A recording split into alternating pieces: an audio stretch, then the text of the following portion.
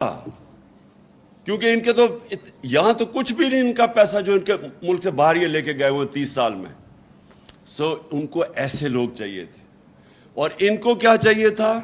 ان کے اربوں روپے کے کرپشن کے کیسز تھے.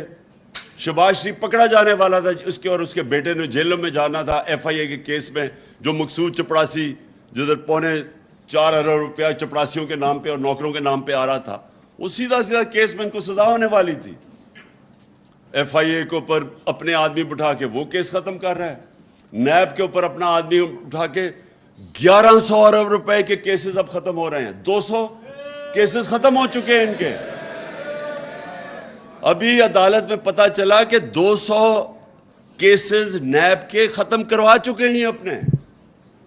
ٹوٹل جو ان کو جو ورتھ ہے کیسز کی وہ 1100 ارب روپے ہے, جو یہ معاف ہوں گے اپنے, جن کو این آر او ملے گا. اور یہ جو این آر او ہے, یہ جو این آر او اب مل رہا ہے, اس سے زیادہ اس ملک سے ظلم نہیں ہو سکتا. کوئی دشمنی نہیں کر سکتا اس ملک سے کہ ایک طرف لوگوں کی کمر توڑ دیں مہنگائی میں, ملک کی معیشت نیچے لے آئیں. وہ تو دشمن بھی نہیں کر سکتا. اور ساتھ اربوں روپے کے بڑے بڑے ڈاکوں کے کیسز معاف ہو جائیں اور قانون چینج کر دیں. اب قانون اپنی چوری بچانے کے لیے انہوں نے قانون جو بدلے ہیں, میں اس لیے آپ کے سامنے یہ چیزیں رکھ رہا ہوں.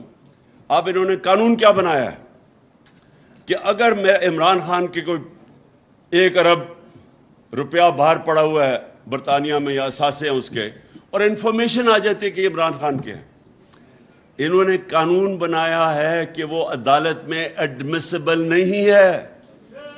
وہ ایڈمٹ ہی نہیں کر سکتے عدالت میں. انہوں نے قانون بنا دیا ہے.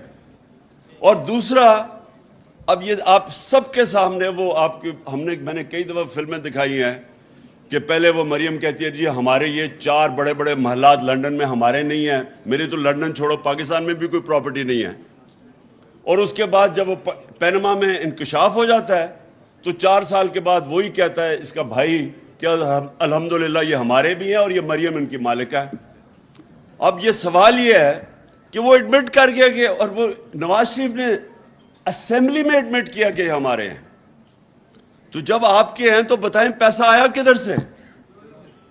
اور وہ کیا کہہ رہا ہے, وہ جج نیب والے سے پوچھ رہا ہے کہ بتائیں جناب آپ بتا سکتے ہیں کہ یہ نواز شریف کا ہے یا نہیں؟ اس نے کہا جی میں نہیں بتا سکتا, کیونکہ وہاں بھی میچ تو فکس ہوا تھا, اپنا نیب کا ہیڈ رکھ دیا انہوں نے. اس نے کہا جی نہیں میں نہیں بتا سکتا, چلو جی بری ہو گئے.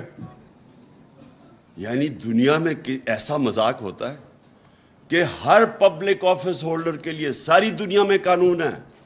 میں اگر پبلک آفس ہولڈر ہوں اور میرے اثاثے میری آمدنی سے زیادہ ہیں تو میری ذمہ داری ہے بتاؤ کہ پیسہ کدھر سے آیا ہے. میں تو پبلک آفس ہولڈر نہیں تھا جب میں کرکٹ کھیلتا تھا, آج سے 35-36 سال پہلے جب میں نے لنڈن میں اپنا فلیٹ لیا تو میں تو پبلک آفس ہولڈر نہیں تھا. میں تو پاکستان کا ٹیکس ریزیڈنٹ نہیں تھا, کیونکہ 6 مہینے میں ادھر کرکٹ کھیلتا تھا, 6 مہینے ٹور کرتا تھا دنیا میں. اس کے باوجود عدالت نے میرے سے جو سوال پوچھا کہ کدھر سے وہ پیسہ آیا, کدھر سے آمدنی, 40 سال پرانے کانٹریکٹ میں نے دکھائے ان کو کہ کدھر سے میرے سے پیسہ آیا. میں نے لنڈن اور وہ فلیٹ بیچ کے پاکستان پیسہ لے کے آیا. یعنی تو میں اس لیے آپ کو کہہ رہا ہوں کہ اگر ایک کرکٹر اپنی ساری source of income money trail دے سکتا ہے تو جو 3 دفعہ ملک کا پرائم منسٹر ہے وہ کیسے نہیں دے سکتا؟ اس کے اوپر تو ذمہ, وہ تو سب سے سپریم عہدہ, وہ کیسے نہیں بتا سکتا کہ میری پراپرٹیز باہر کیسی ہے. میری بیٹی, وہ اس کے پاس تو کوئی ذریعہ معاش تھا ہی نہیں کہ وہ اتنے بڑے فلیٹ لے سکتی. تو اس کا مطلب اس کے چوری کے پیسے بیٹی کے نام پہ لے لیے, اور اس کو اگر آپ بری کر دیتے ہیں تو اس کا مطلب کہ وائٹ کالر کرائم کو پاکستان میں آپ پکڑ نہیں سکتے. اس کا مطلب کہ میں بڑا طاقتور چور ہوں اور میں یہاں سے پیسے چوری کرا کے ملک سے باہر بھیج دوں, کوئی مجھے نہیں پکڑ سکے گا. انہوں نے قانون ہی بدل دیا ہے. انہوں نے لائسنس دے دیا ملک کو ڈاکہ مارنے کا, اور صرف اب چھوٹا چور پکڑا جائے گا. بڑا ڈاکو نہیں پکڑا جائے گا جو انہوں نے قانون بنائے. اس لیے میں یہ ساری اپنی قوم کو کہہ رہا ہوں کہ آپ تیار ہوں کہ دیکھیں اس سے بڑی ناانصافی کسی بنانا ریپبلکس میں نہیں ہے. غریب ملکوں میں ایسی ناانصافی نہیں ہے. کوئی کسی غریب ملک بھی 10 دفعہ سوچتے ہیں کہ اتنا شرمناک قانون ہم نہیں بنا سکتے کہ اب چوری کو اجازت دے دو, طاقتور کی چوری کو اجازت دے دو. اس لیے میں کال دے رہا ہوں اپنی قوم کو کہ یہ آپ نے اگر آپ وہ اللہ کا فرمان ہے, جہاد ہے ظلم کے سامنے کھڑا ہونا اور ناانصافی کے. وہ حضرت علی رضی اللہ تعالیٰ کا قول ہے کہ کفر کا نظام چل جائے گا لیکن ناانصافی کا نظام نہیں چل سکتا.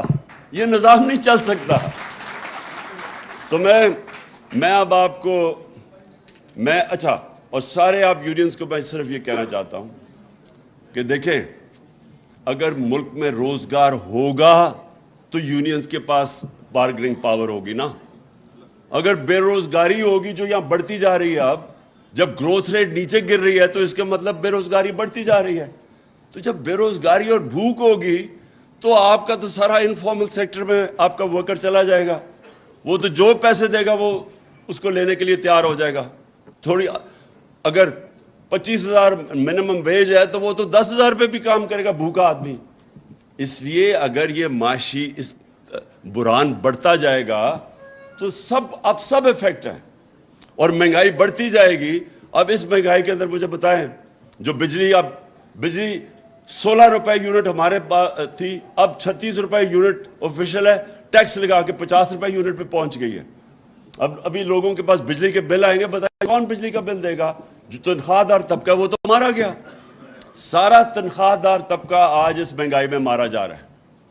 اس لیے آپ نے سب نے اچھا اگر برا وقت آتا تو چلو سارا ملک مل کے قربانیاں دے. یہ بڑے بڑے ڈاکو اپنے اربوں روپے کے کیسز معاف کروا رہے ہیں اور قوم کو کہہ رہے ہیں قربانی دو. اس ناانصافی کے خلاف میں آپ سب کو کال دوں گا. یہ ذرا حلف سب آپ نے کھڑے ہو کے یہ میرے ساتھ حلف لینا ہے. ہاتھ کھڑا کر لیجئے گا. بسم اللہ الرحمن الرحیم. بسم اللہ الرحمن الرحیم. ہم حلف اٹھاتے ہیں کہ ہم پاکستان کے آئین کی ہمیشہ پاسداری کریں گے. ہم پاکستان کی خود مختاری کا تحفظ کریں گے کہ ہم کبھی بھی اللہ کے سوا کسی کے سامنے نہیں جھکیں گے. اور ہم پاکستان کی حقیقی آزادی کے اس جہاد میں آخر تک عمران خان کے شانہ بشانہ جد و جہد کریں گے اور ہر قسم کی قربانی کے لیے تیار رہیں گے. اللہ ہم سب کا حامی و ناصر ہو. بہت بہت شکریہ. آمین.